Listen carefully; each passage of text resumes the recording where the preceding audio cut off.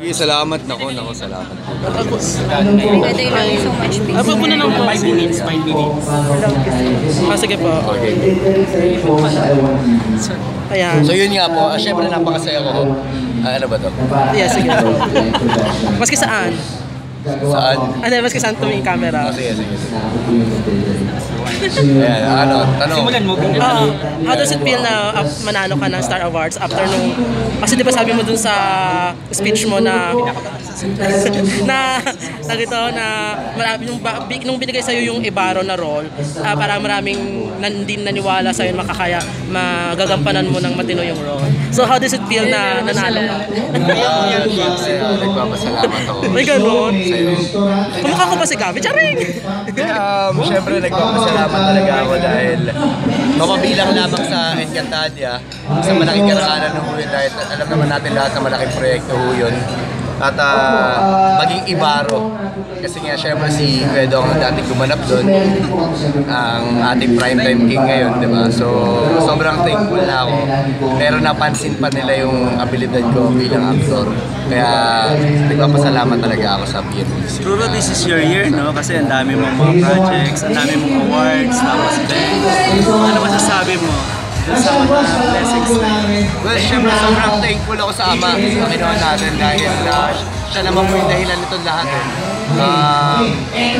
Siya po yung nagbibigay sa akin ng talento at talagang nagpapasalamat rin ako sa network, sa mga managers ko, Direk Mario, RD Center.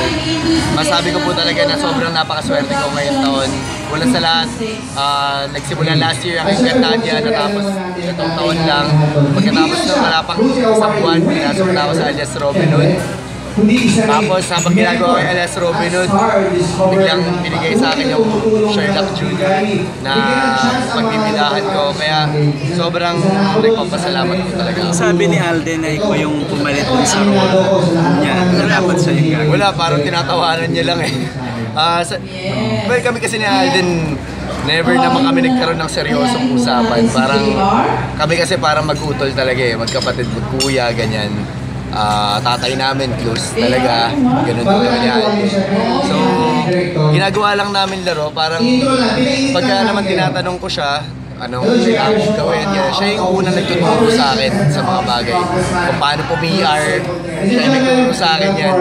At siguro tinatanong niya lang ako, kamusta yung storya ng so, kamusta yung bawat eksena, ganyan. Kamusta naman doon? Anong comment mo doon sa nangyari sa kanila ni Aldab? I mean, being a friend ni Alden, na di ba parang nagkaroon ng problem yung love team nila, nagkaroon ng open letter si May.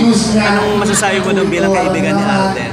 Parang ang daming nagdismay ang mga Aldab fans. Yun nga po eh. Pero syempre, hindi ko rin po kasi alam yung punot dulo na nangyari, di ba? So, feeling ko wala po ako sa posisyon para magsalita rin sa mga bagay na yun. Pero sila naman po dalawa, supportado ko po sila. Talagang mananatili akong Aldab fan.